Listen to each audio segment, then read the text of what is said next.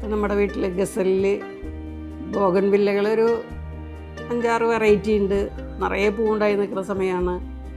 പിന്നെ തെച്ചികളുണ്ട്, അതും നിറയെ പൂവുണ്ടായി നിൽക്കുന്നുണ്ട്. പിന്നെ ചെമ്പരത്തി, ഡെക്കോമ, ജമന്തി, കോളാമ്പി, അങ്ങനെ കുറേ പൂക്കളുള്ള ഐറ്റം ഉണ്ട്.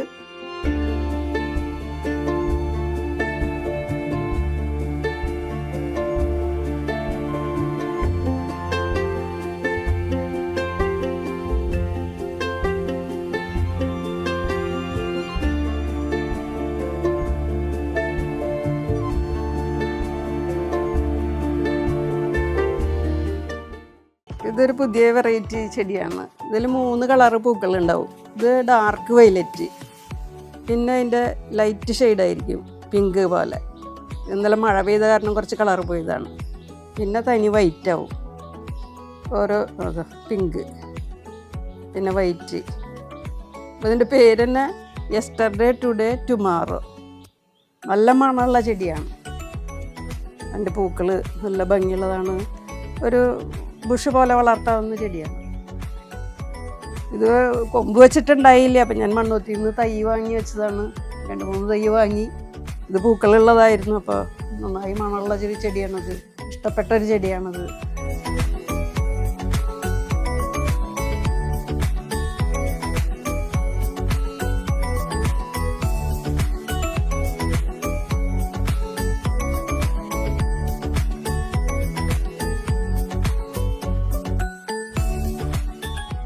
ഇത് ലെൻഡാന വർഗത്തിൽപ്പെട്ടതാണ്. പിന്നെ കൊങ്ങിണി, പണ്ട് പടപ്പലൊക്കെ ഉണ്ടായിരുന്ന ചെടികളാണ്. ഇപ്പോൾ അത് ആർട്ടിഫിഷ്യൽ ഇതാക്കിയിട്ട് അതിനെ പല കളറുകളാക്കി. ഇത് ഒരു പിങ്ക് കളറാണ്. എൻ്റെ കയ്യിൽ 2-3 കളറുണ്ട്. വയലറ്റ് ഉണ്ട്, മഞ്ഞയുണ്ട്, വെള്ളയും മഞ്ഞയും കൂടിയതുണ്ട്. ഭയങ്കര അട്രാക്റ്റീവാണിത്. ഇത് ഒരു ഓർമ്മയുള്ള ചെടിയാണ്. എൻ്റെ ഒരു ഫ്രണ്ട് ബേബി ടീച്ചർ തന്ന ഇത് കൊമ്പ് വെച്ചിട്ടുണ്ടായതാണ്. ടീച്ചർ ഇപ്പോൾ ഇല്ല.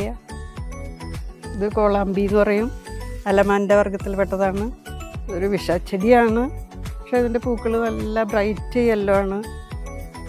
ഇതും പണ്ടത്തെ ചെറിയ പൂവുള്ളതുണ്ട്, ഇത് വലിയ പൂവാണ്. നല്ല മഞ്ഞ കളറാണ്. ഓണത്തിനൊക്കെ തൃക്കാരത്തിന് വയ്ക്കാൻ വേണ്ടി, കുത്തി വയ്ക്കാൻ വേണ്ടി ഉപയോഗിക്കാറുണ്ട്. ചെമ്പരത്തി, മുളക് ചെമ്പരത്തിയാണ്. പിങ്ക് കളറുണ്ട്. ഇത് ശംഖുപുഷ്പം. ശംഖുപുഷ്പം മെഡിസിനലാണ്.